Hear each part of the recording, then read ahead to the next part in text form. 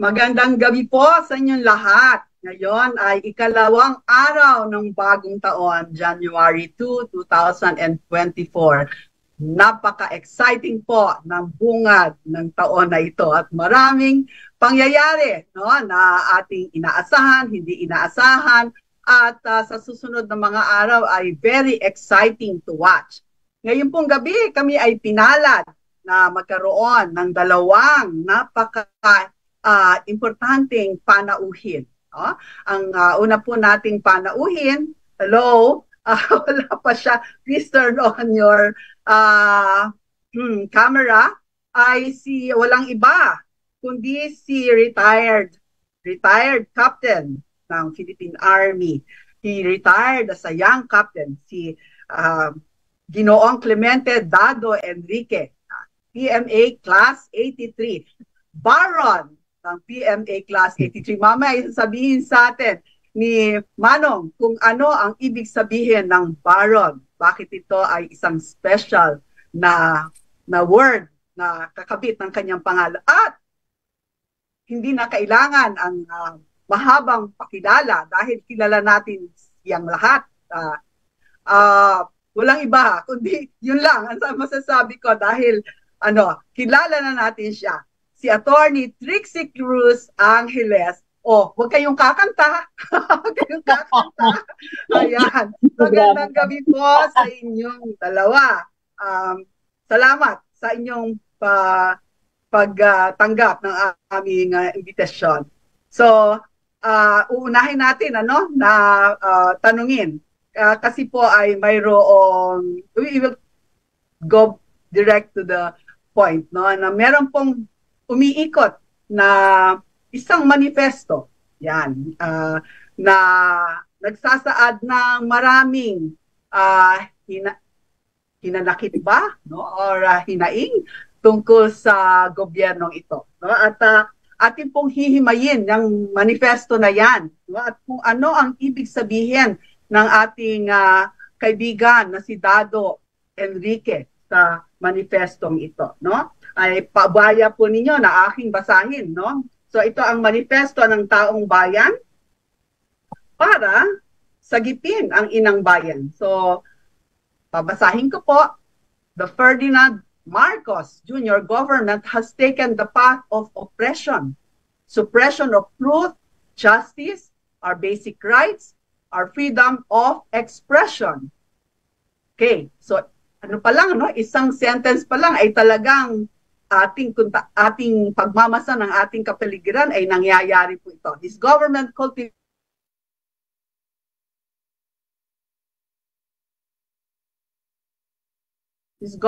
officials use existing laws to protect themselves from prosecution, to enrich themselves, or to sow fear amongst our citizens.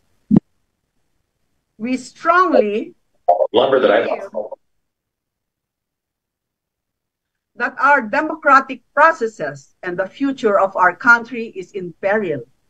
We, the people, proclaim its incompetence, greed, decadence, indolence, and cruelty.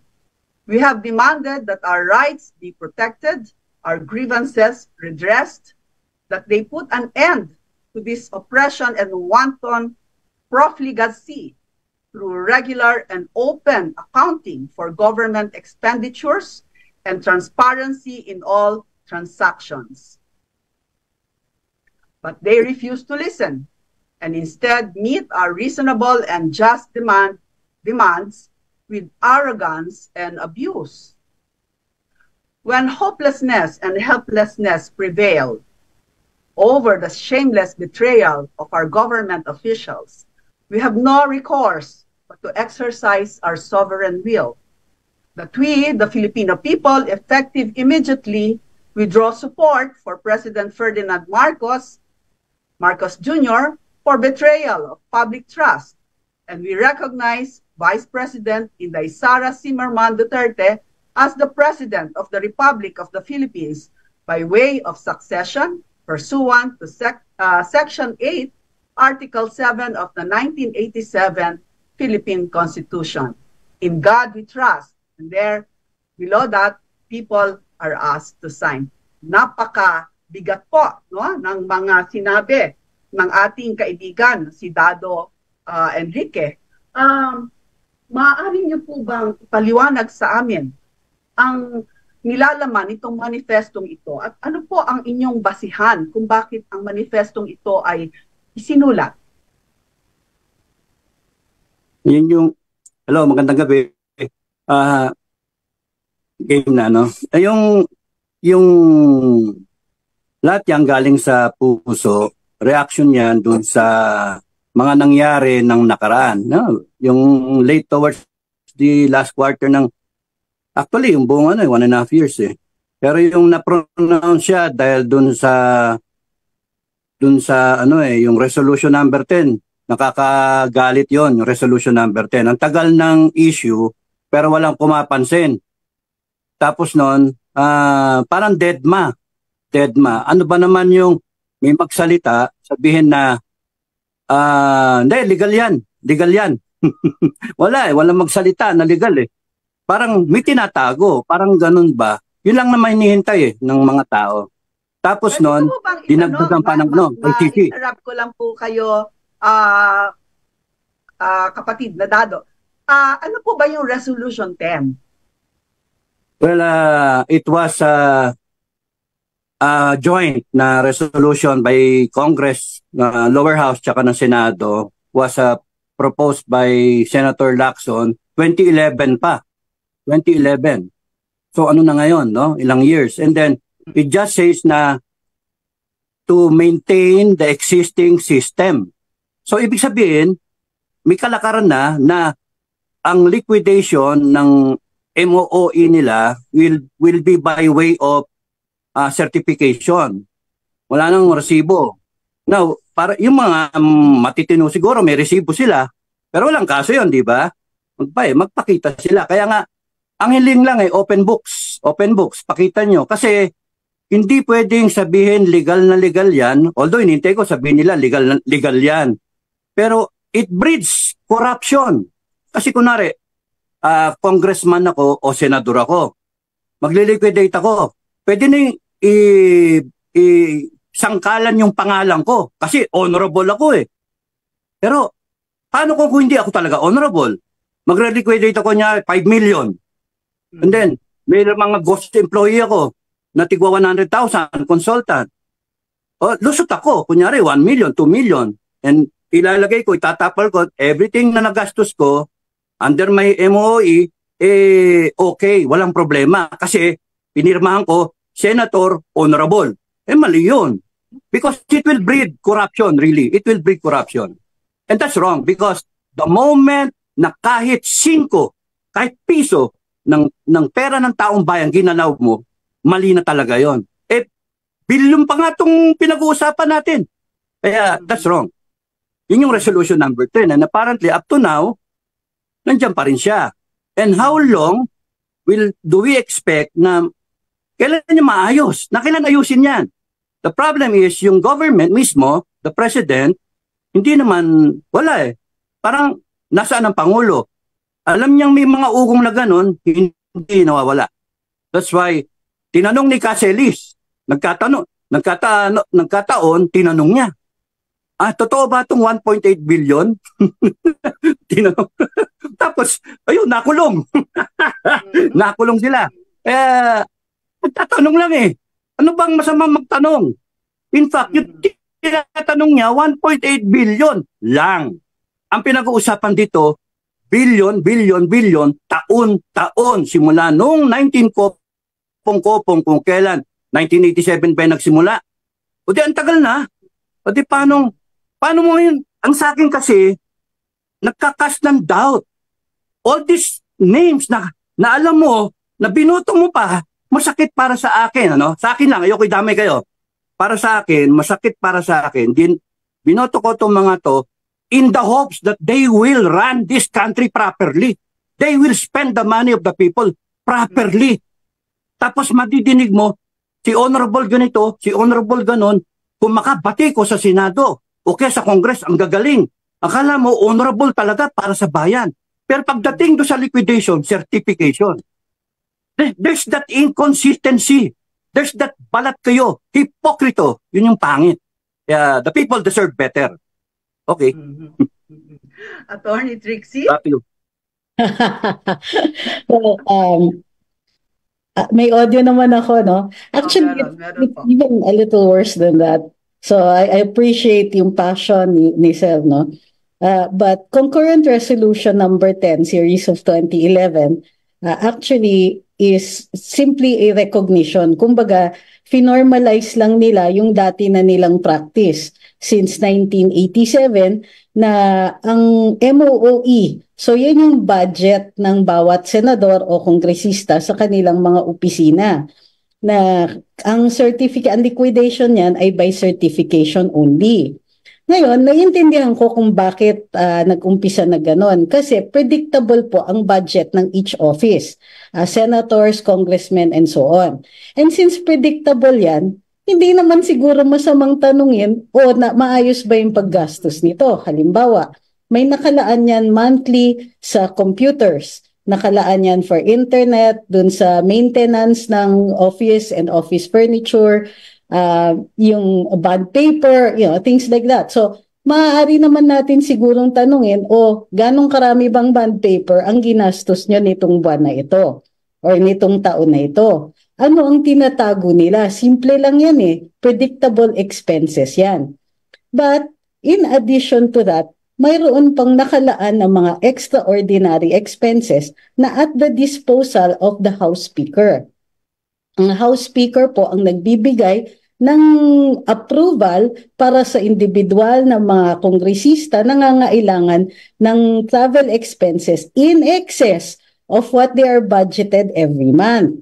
Gayon din ang mga senador, humihingi rin sila ng permiso doon sa Senate President at discretion po niya ang mag-allow sa kada senador kapag sila ay nangangailangan nga ng travel expenses. Take note, in excess of what they have been budgeted every year for their offices. Kasama po yan sa regular expenses. Kaya ang tawag ay extraordinary expenses. Ngayon, hindi rin natin alam paano nililiquidate ito. Kasi kung titignan niyo yung reports ng COA pagdating dito sa sa Kongreso o sa Senado, usually sasabihin nila na unqualified yung kanilang status, yung kanilang liquidation. Meaning walang nakikita ang COA na problema dun sa kanilang pag-liquidate ng expenses. Anong ibig sabihin nito? It means na nagde-demand ang ating legislature every year kapag nagba-budget hearing. Dinedemand nilang malaman kung ano-ano ang mga expenses ng kada opisina down to the last centavo sa executive. Pero, at pupunta doon, para kaming nagbebeg, pupunta ka doon sa legislature, i-justify mo ngayon yung budget. Ngayon, wala naman sanang problema, sanay na ang ehekutibo dyan, at syempre may politics rin involved there. So kung if the incoming administration has good relations with the legislature, walang problema yan. Unfortunately, itong transparency naging issue nung nagdi-demand sila ng transparency sa confidential funds ng Vice Presidente. Okay lang sana kung pareho yung standards. Ang kaso, gusto ng Kongreso magtatago sila pero magde-demand sila dun sa legitimate na confidential funds na hindi kailangan i-explain sa publiko o sa kanila ng Vice Presidente, i-explain lang niya sa COA at sa Pangulo dahil nanggaling sa kanya yung funds. Pero nakita natin na hindi lang double standard pero may konting oppression na nararamdaman tayong ini-insist nila kay Vice Presidente. Considering na napaka-popular ng ating Vice Presidente, hindi naman malayo o nakakagulat na ang daming nainis. Kasi nung time na kailangan si Vice, nung kailangan siya ng kampanya, andyan siya at unqualified ang kanyang suporta. Also, at the first year of this administration, wala tayong naririnig na reklamo kay Vice Presidente, wala kang nakikita kung hindi serbisyo sa kanya. So medyo nakakagulat na parang out of nowhere, bakit ganyan ang ini-expect sa kanya na hindi naman pareho yung standards ng Kongreso. So itong paghahambing ng dalawang sitwasyon ay talagang nakakainis, nakakagalit. Bukod pa doon, imbis na sagutin ng Kongreso yung mga issue on transparency, nag-hold sila ng hearing sa SMNI tungkol sa prangkisa ng SMNI na ang end result ay para patahimikin yung mga nagtatanong ng other budgets naman ng Kongreso. So nakikita niyo na yung kwento, gusto nilang umatake pero ayaw nila na sila yung tinatanong. So, given that situation, hindi ka ba magtataka kung bakit may mga gustong mag-withdraw support? Bukod pa, idagdag natin dito sa konteksto na ito na ubod ng tahimik. Kumbaga, tumataginting ang katahimikan na nanggagaling sa pinakamataas na opisyal ng bansa na maaari naman sanang magsalita para kumalma ang sitwasyon. Imbis na kumalma, wala na ngang impormasyon na nanggagaling kung ano ang panig ng Pangulo dito, ano yung politics niya on the matter, bukod sa pagkanyang pananahimik. So, hindi na, kumbaga, mabait pa nga ang response ni Sir, withdrawal of support. Naiintindihan natin na merong mga expressions na of frustration na all over social media. At wala tayong nakikitang umaangat na leader para kumalma ang sitwasyon. At isa pa dyan, no? Mukhang itong gobyernong ito ay allergic sa pagtatanong.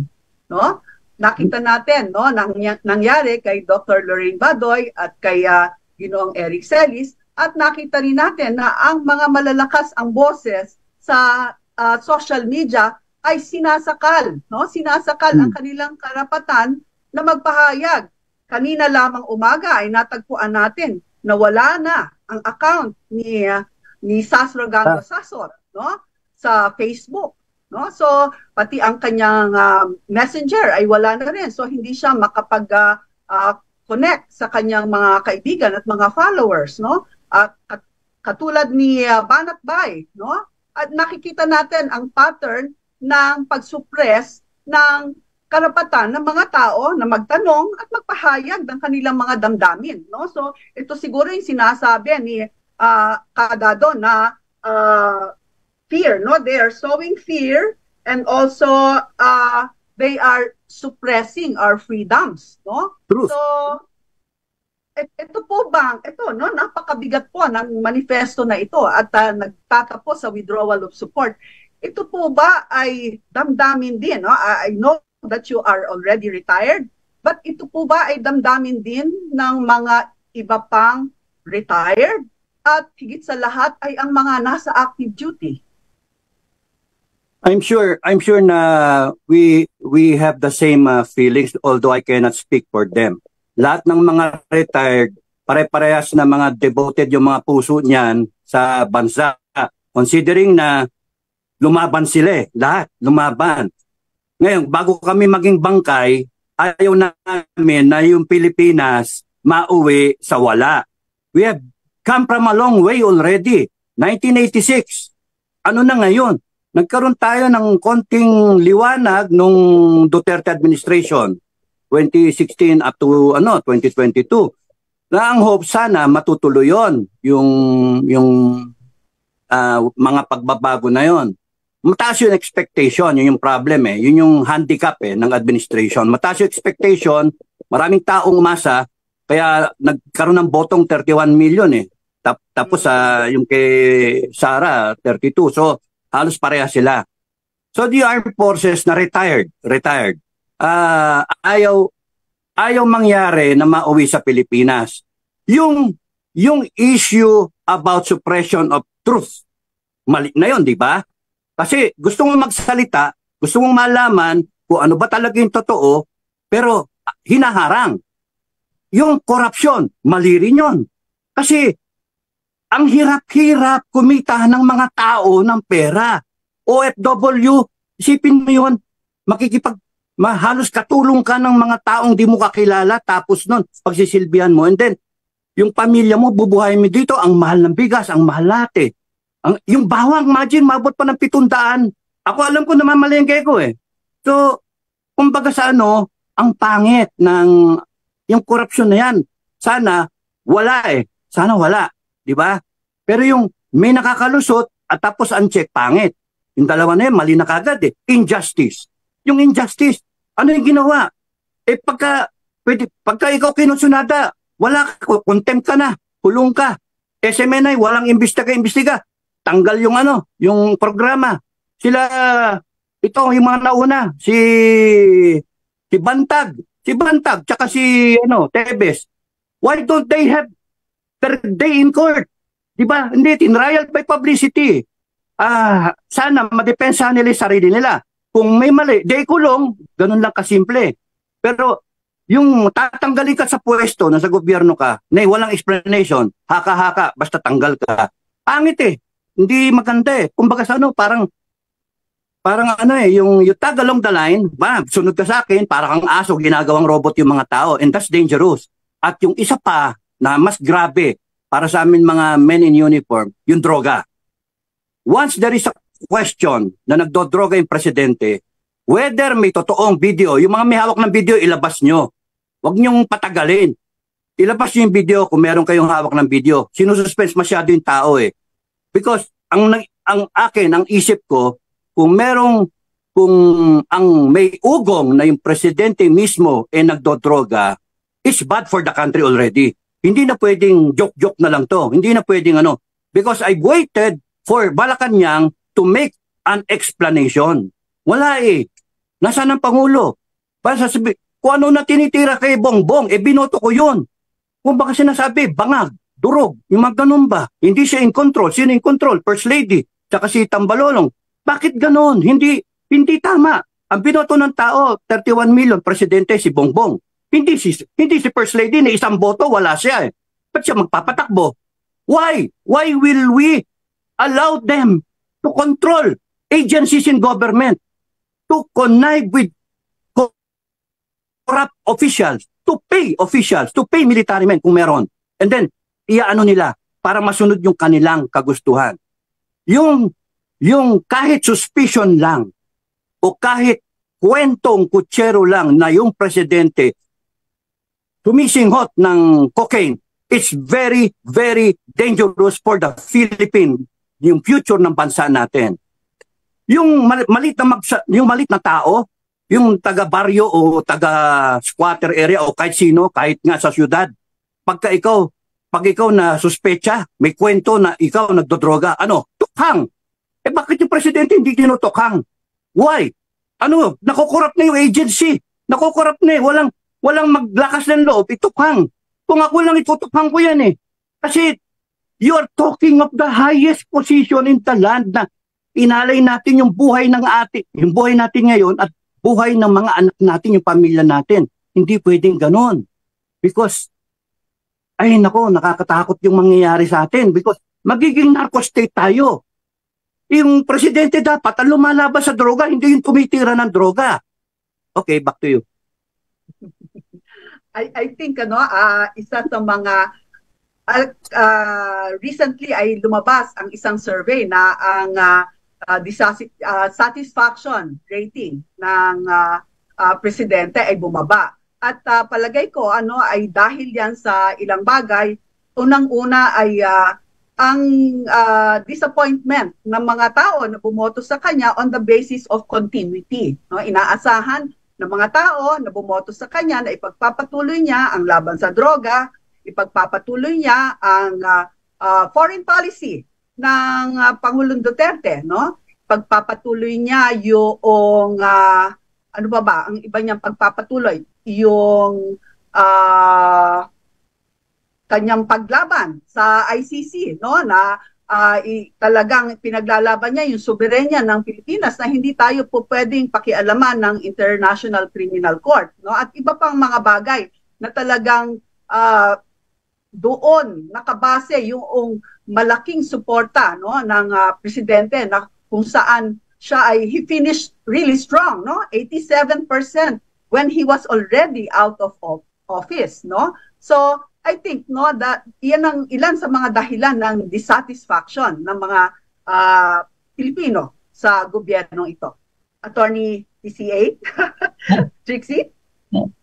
Hindi ako mataas ang respeto ko kay Sir, no, pero hindi ako sang-ayon dun sa sinasabi niya na ilabas na yung video kasi si Sir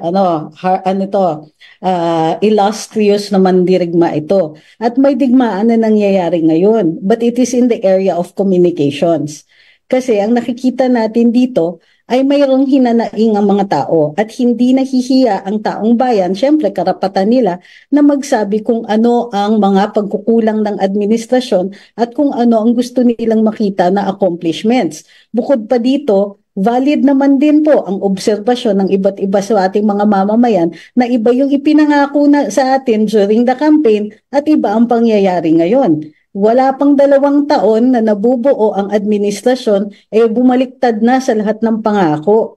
Kumbaga, may betrayal na sa atin dahil ang boto ay nakahinge dun sa mga pangakong yon. Ngayon, bakit ko sinasabing komunikasyon ang issue dito?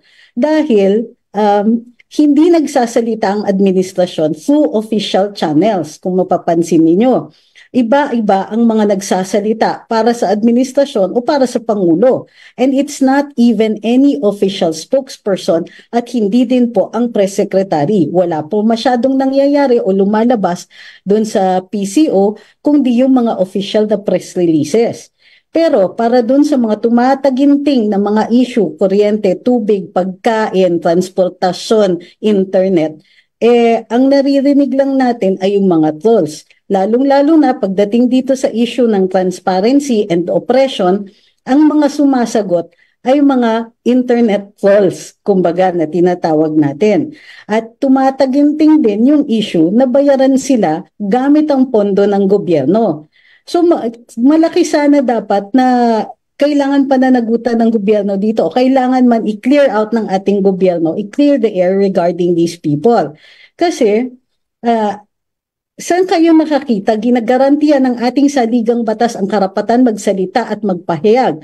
Freedom of the press, freedom of speech, and freedom of expression. O nga yung constitution natin, all those three phrases mean the same thing in law. Pero just to emphasize it, 3 talaga yung nakalagay dyan. Pero gumagamit ang administrasyon, or at least ito ang prevailing belief na ginagamit ng administrasyon ay mga pribadong tao na binabayaran ng gobyerno not to answer issues. Okay sana kung ganun but to attack us, to report people who are simply expressing themselves. At kung ang expression na yon ay hindi paborable sa administrasyon, you get attacked, you get reported, they try to silence you. Modern na po ngayon ang digmaan pagdating sa komunikasyon. Dati pipick upin ka di ba? Takutin ka. Ngayon, take down na lang yung account mo. You are silenced in another way. And I think this is one of the topmost issues that the administration should answer. Why don't you answer the issues? Why don't you, in your official capacities, talk to the people and tell us if what we see is correct or not? Susunod naman kami. 'Di ba? Ano ba naman yung magbigay kayo ng briefing, sabihin niyo sa amin hindi totoo itong issue na ito. Hindi po namin sinasagot itong mga taong to. Instead, we see them going to Malacanang, pinopost pa nila sa Facebook nila, and then when they're not there, they attack us and they report our accounts. And grievous po yung mga sinasabi nila. Libelous for most of them. Ba hindi sila marunong na makipagtalakayan ng maayos, hindi sila marunong sa diskurso, bagkus ay ginagawa nila ay maninsulto, mag-libel, atakihin ng pagkatao nyo, hindi nila sinasagot ang mga issue. So ano nangyayari? We are all in the dark. Nobody addresses the issues. Instead, you have other people and included dyan yung Kongreso. So tingnan nyo, ang issue natin, suppression o oppression of the freedom of speech. Ano ang sinusukli sa atin? Maghihiring sa SMNI at iti-take down. Hindi na ako nagtataka kung bakit tahimik ang mainstream media. Kasi nakita nila yung ginawa sa SMNI. Do you honestly think traditional media will still be as honest? Tinake down nila yung SMNI. Binabawi nila yung prangkisa because nagtanong si Ka Eric kung totoo yung tungkol sa travel fund. Ano pa kaya yung mga pwedeng gawin ng iba? O paano yun? Paano kung tawagin nila, let's say ang GMA o GMA, bakit namin ikikip yung franchise nyo? Nag-iimbestiga kayo dito kay House Speaker. That's a hypothetical situation. Pero ang punto ko dito is they gave us an example, a very public example. Dinetain pa nila si Doc Wee, dinetain nila si Ka Eric on the pretext that they were spreading fake news. Diba? And we all know na very manipis po yung pretext na yon. Napakanipis ng dahilan kung bakit sila nagkahiring at napakanipis din yung dahilan dun sa kanilang pagbabawi ng prangkisa at pagsususpindi sa SMNI. And again, we're still not hearing anything from the official channels. So ano yan? Nagtatago sila para hindi sila mapagbintangan sa ginagawa ng Kongreso at saka ng kanilang hired hacks? It's cowardice, kumbaga. Whereas if you display leadership, if you show us leadership, I am taking on this issue, I am not afraid, that would have gone a long way. But now, I think medyo late na. Kung ngayon sila magpapakita ng leadership, ipaglalaban nila tayo, ang makikita lang ng taong bayan, too little, too late, and purely cosmetic. Bukod pa dito, kaya rumaragsa ang issue ng communications kasi hindi sinasagot yung ibang mga issue. May may nakulong ba na smuggler? May nakulong ba na hoarder? May nagawa bang batas tungkol dito sa hoarding? Naglaan ba ng pera para doon sa logistic system sa ating agrikultura? Wala nga pa rin. Hanggang ngayon, ang nakikita natin, puro press release, puro plano, wala naman pong natutupad. Pagkain pa lang yan. And instead, ang naririnig natin, bababaan ng taripa para mas malaki yung importation at mas lalong madidehado yung ating local producers. Wala pong suporta para sa local producers. Nung nagda-dump ng kamatis ang mga farmers natin, anong ginawa nila? Wala! Walang hearing ang Kongreso. Tinisi ang mga farmers dahil hindi sila nagpa-plant off-season at alam nila na may glut nagtanim pa sila. Yan ang napala ng mga farmers. But on another note, ay napapansin natin hindi lang ang mga vocal sa social media ang tinitira ng mga, sabihin na natin, mga bayarang trolls, kundi mismo ang ating Vice Presidente, no? Relentless talaga ang pag-undermine sa Vice Presidente Sara Duterte. Anong masasabi nyo dyan, attorney, Kadado? Si Sel muna. Beauty before age.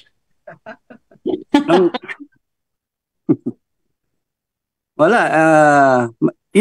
Itong manifest na to, no? Itong manifesto na to is actually an experiment para sa taong bayan, para sa Filipino people.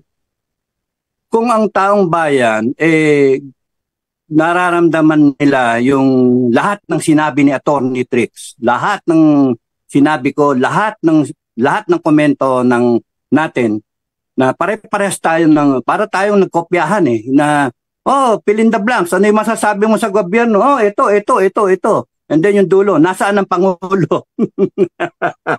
Parang for me, it is a litmus paper test, no?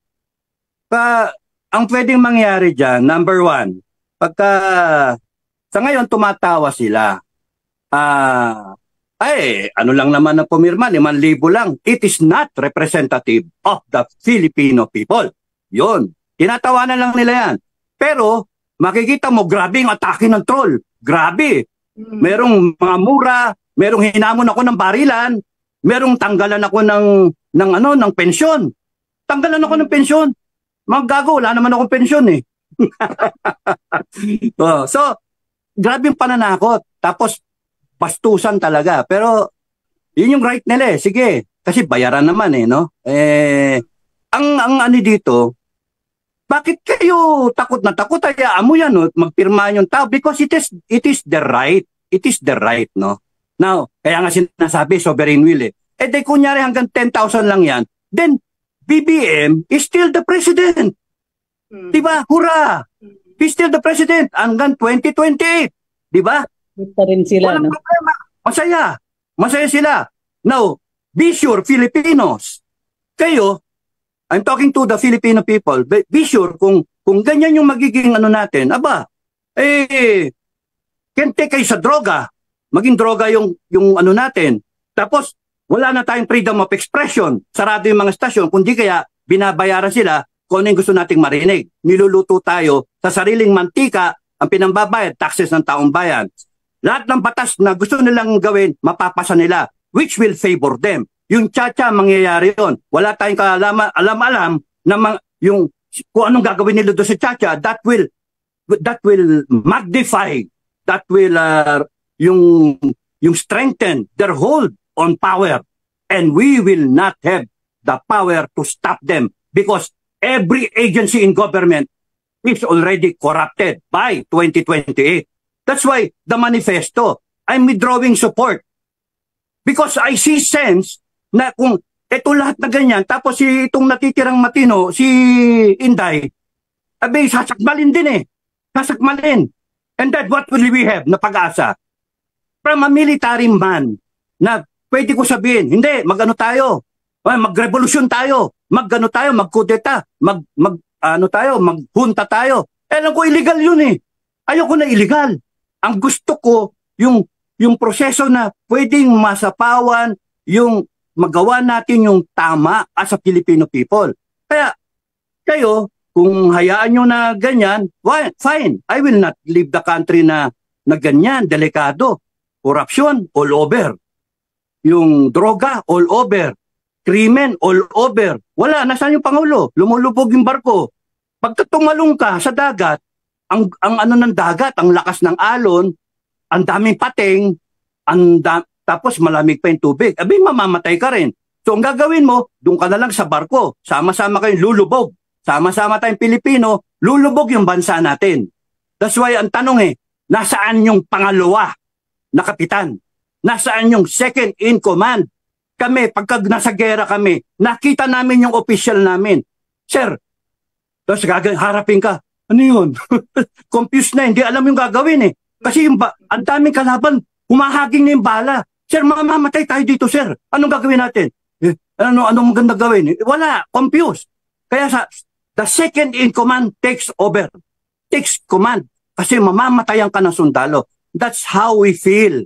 Ng mga makikipagsipingan pa sa NPA. Diyos ko, tapos na ang NPA. Nandoon yung Kongreso, yung Makabayan Black. Tapos yung dalawa na nag-iingay sa NTFL-CAC. Lahat sila, babawasan pa ng pondo. Tapos ikukulong. Yung istasyon na pinapanood ng mga tao para lang malaman kung ano ba yung totoo dito. Kasi bias yung iba. O di ito, pinapanood yung SMNI. Wala isasara. Wow. So, yun yung number one. Status quo. O, di wag kayong bumoto. Wag bumoto yung tao. Di fine, busy yung tao. Pero sa 5,000 o 6,000 mamaya, kasi tinitignan ko, merong nagboboto. Merong kagaya ko na galit na kay Apo BBM. Pagka yan, dangerous. Natakot sila sa 200 general. Natakot sila sa 200 general. Oo. Sa 6,000 na tao, di sila matakot. Sige, dagdagan pa ng tao yan. Dadami yan. They only have to address. Status quo. I-address nyo. Para tayong nasa Who Wants to be a Millionaire. Alam niyo yung laro na Who Wants to be a Millionaire? Nandyan lahat. Pumasok si BBM administration. Tan. Who wants to be a millionaire? Ako. And then, ngayon na binibigay na yung mga challenges sa kanya, hindi niya masagot. Ano yung kanta? Tapos sinabi sa kanya na announcer, BBM, meron ka pang isang lifeline. Gagamitin mo. O sige, call a friend. Kasi delikado siya. Ma-out siya sa game. Tawag siya, hello, Inday Sara. Pwede mo akong tulungan? Paano ka tutulungan? Ang tinatanong, ano yung pangalan ng kanta? Ang pangalan ng kanta, and now, the end is near, So I faced the final curtain. Ano sagot ni Inday? Ano sagot ni Inday? Last Christmas, I gave you my heart. Wala eh. I know that this is something that's near your heart, no?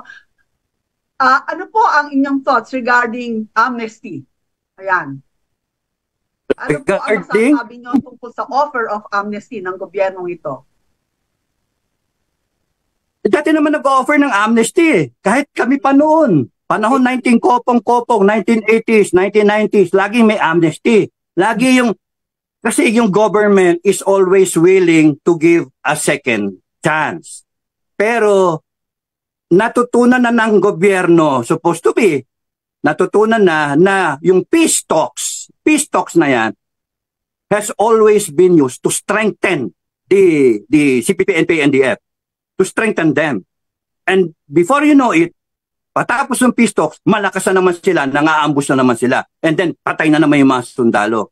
Ngayon nagkaroon ng NTF-ELCA na yun lagi sinasabi ng mga nauna, mga ninuno na general, sinasabi, whole of nation approach. Ngayong ginawa, matatapos na 1,800 na regulars na lang sila, saka tayo magpipistok. Eto tayo, nandito sila.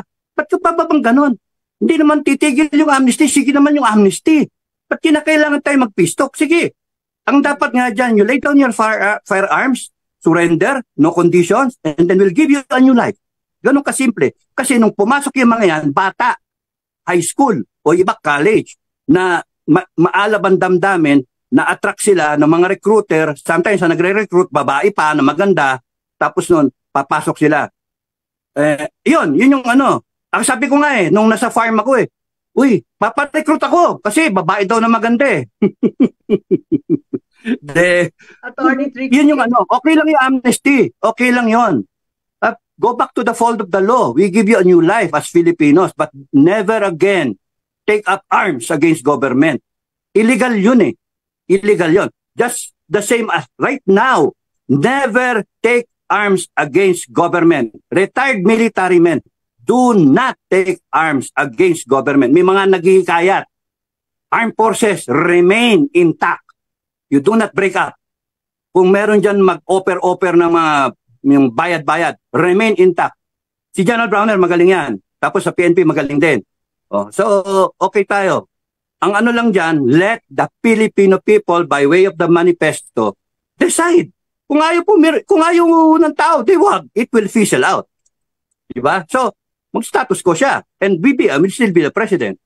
Now, yung pangalawa, sabihin ko na, yung magkaroon ng i-reverse dapat nila yung situation. Yung pull out a hello Garci thing, I am sorry. Yung ganun ba? Kasi, kaya, pinalalabas yung envelope, yung second envelope, which is yung video.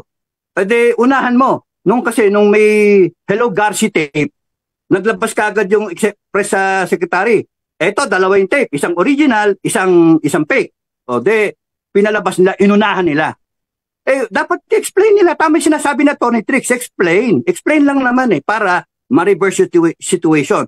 Hanggang sa walang nag-explain, pababa ng pababang ganyan, pababa ng pababa. And then, ang ginagawa nila, ang sagot nila, mga vlogger at mga trolls to counter lahat ng nagsasalita na para ilabas yung katotohanan. Yun ang masama. Okay? Attorney Trixie? In addition to which, dito pagdating sa sa amnesty, ang sinasabi ng mga supporters ng gobyerno ay bakit nagbigay naman ng amnesty si Presidente Duterte? And totoo naman yon. Every administration nga nag-o-offer ng amnesty. But the devil is in the details. Ang binibigay ng Marcos administration ay blanket general amnesty. Ang binigay ni Presidente Duterte, yung execution ng kanyang amnesty ay localized. Ibig sabihin, may frontliners dyan, yung NTF-ELCAC. Sila ang magre-review ng mga surrenderies and it is offered one area at a time. That way, ang na-o-offera nila pati yung rank and file. Kasi pag general and blanket yung amnesty, ini-include nila yung mga top officials. Itong mga top officials, sila po yung nagne-negotiate ng ceasefire. Sila po ay interesado sa survival ng organisasyon. Kapag yung mga pinupuntirya natin ay yung mga rank and file, yung mga pagod na, yung mga tumanda na na-realize nilang hindi sila tinutulungan ng kilusan, yung mga na-realize nila wala silang pensyon, hindi inaalagaan yung kanilang mga sakit-sakit na nakuha nila sa serbisyo ng kilusan. Yung mga ganon, yung mga surrenderies na yun ang pinupuntirya natin na bigyan natin ng amnesty. Meron pa dyan yung mga bata na nare-realize nila, teka, nagkamali ako, baka may future pa ako, susurrender ako. Sila yung gusto natin bigyan ng amnesty. Kasi sila po ay biktima din. Biktima ng mga mas tatamis na salita, mga panlilin lang nitong mga ito, and other atrocious things that happen while nasa bundok sila. So, hindi natin gustong offeran yung mga tao na nananamantala. Bukod pa dito, two-pronged ang approach ng NTF-ELCAC. Merong military solution, merong government services. Pupunuin at iaatake yung root causes of terrorism and insurgency. Yung dissatisfaction, yung kakulangan ng serbisyo ng gobyerno sa mga lugar nila. So pupuntiryahin yung mga barangay kung saan kulang ng serbisyo at nagiging happy hunting grounds ng mga insurgents. So, yun po nakikita natin na difference. Kaya kung ini-explain nitong administrasyon na to, naiintindihan ko kung bakit ayaw nilang i-explain. Kasi makikita natin yung detalye, yung tinatago nila, na itong amnestia na to ay isa sa mga rewards para sa Makabayan Bloc. Para sila po ang kumikilos dun sa mga kagustuhan ng administrasyon na gusto nilang itago. Andiyan na yung pagtanggal sa SMNI. Andiyan na yung pag-atake kay Vice Presidente. Andiyan yung Chacha na very, very quietly, creeping Chacha nga. Pag-gising nyo, bukas makalawa, ang lakas ng Kongreso dahil yun ang hinihingi ng People's Initiative to further empower Congress para sila lang, kaya na nilang mag-pursue ng charter change. Walang Senado, konti na lang ang consultation sa taong bayan, gising na lang tayo and Congress can do anything that they want with the Constitution courtesy of the Makabayan Bloc. Kadado? Malapit Yes. na po tayong magtapos, so I will give you the floor. Nasaan na po tayo ngayon? Ang ating inang bayan, nasaan na po tayo ngayon? Nasa transition tayo. It depends sa taong bayan. Kung walang magsasalita, kung matatakot yung taong magsalita, ibig sabihin nananalo yung mali, nananalo yung mali. Ang sa akin, dasalan nyo lang, hingi kayo ng discernment, tapos nun, sabihin nyo kung anong gusto. Kaya ako gumawa ng manifesto para kung nakita ng tao, ito lahat ng hinanain ko, and then mag-sign sila. Yan, is free, walang dipilitan. Now, kung hindi dadami yung mag-express ng kanila, then we will have a government, continuous yan, status quo nga, sabi ko. Kung hindi re-reverse ng government, number 2, i-reverse nila yung situation, magbigay sila ng totoong serbisyo, itigin nila yung ginagawa nila, huwag silang oppressive, ibigay nila yung given to the hinanaing ng tao, then baka ma-reverse situation. Ewan ko kung mare-reverse. Kasi nandun na nga tayo dun sa call a friend. Matapos yung bastos, matapos ninyong biglang call a friend ka. Ibig sabihin, manggagamit ka talaga O, diba? Yung pangatlo is resign. Magre-resign siya because na-feel niya yung pressure. Yung voluntarily. Yung pang-apat is magre-resign siya forcefully. Tinanggal siya ng military. Yun, pwedeng mangyari yon. I'm just telling you yung analysis ko, no? Tapos yung isa is magde-defend siya. I-defend niya yung kanyang turf. Magwi-withdraw siya. Kasi nakita niya no February Revolution, yung tatay niya umalis. And then ang tagal nung incarceration, ang tagal. So ngayon, ang inisip nila, defend tayo kung nasaan yung turf natin, sa kingdom natin, sa norte. And ang tingin ko, baka hindi payagan ng armed forces yon. Kasi yun ang talagang madugo. Yun ang talagang maghahati So may mga loyal, merong na retired and military, retired and mga civilians loyal to them na gusto droga yung Pilipinas, O doon sila, magde-defend sila. Lahat ng loyal sa kanila. And then, hindi papayag, sa tingin ko, hindi papayag ang armed forces na ganon. Kaya baka number 4, 3 and 4, mag-resign siya na after na makita na ang laki ng clamor ng tao, milyon, talagang loss of confidence, betrayal of public trust. And then, hindi pa natin nadidinig what VP Sara has to say. We do not have na pangunahan yung VP. Ang sa akin, I'm withdrawing my support sa KBBM because I am standing up for the betterment of the country. Hindi pwedeng hayaan Hindi pwedeng hayaan sa isang pangulo na hindi naman nasa ulo. Iba yung napapatakbo, and that's dangerous. Pagka nakagulo tayo sa China, sa West Philippine Sea, ano mangyayari? Susunod ka ba ng order sa First Lady o kay Tambalolong? That's why.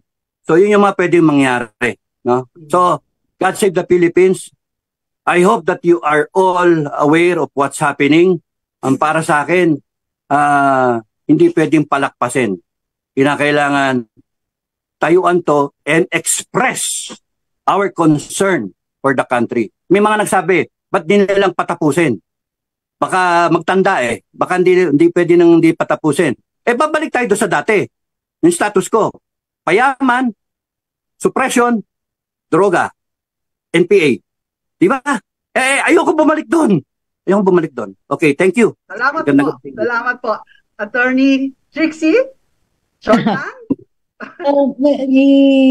Dadagdag ko lang. Tama naman po at crucial ang role ng military dito as it always has been in previous administrations, no? So but on the one hand, the military they obey the Constitution. Okay? So they obey the chain of command. But the Constitution also says that the AFP is the protector of the people and of the state. So anong ibig sabihin nun? Isang elemento ng Estado ang people. So bakit hiniwalay yung people? Protector of the people and of the state. Kasi may nag-a-arise na mas sitwasyon kung saan kailangan gumitna ang military para protektahan ng taong bayan kapag ang oppressor ay ang Estado. Ganyan po ang nangyari noong 1986 kaya yan nasa ating saligang batas. So I don't think na hindi alam ng military ito. They are very well aware of their position. So sana hindi na aabot dun sa sitwasyon na kailangan magdesisyon ng ating military. Gayunpaman, topmost in our mind is that provision in the Constitution na hanggang ngayon hindi pa po dinidefine ng ating Korte Suprema. Hindi rin natin pwedeng pabayaan o hayaan yung mga rumaragsang issue. Kasi ang nangyayari, mahal ang pagkain, mahal ang tubig. In fact, Happy New Year, magtataas na po ang presyo ng tubig sa Metro Manila and shortly after that sa mga local water utilities. Sana ay marami pa tayong oras para pag-usapan ang mga bagay na ito, pero 8:00 na po. Kami po ay talagang nagpapasalamat sa pagpapaunlad ng aming invitasyon. Sa uulitin. At sa inyong lahat na nakinig at nanood, magandang gabi po sa inyong lahat. Thank you, Doc. Okay po.